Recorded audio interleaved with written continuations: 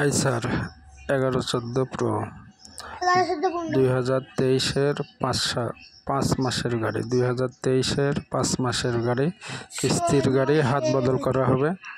মাসিক কিস্তি 57,048 কিস্তি দেওয়া লাগবে।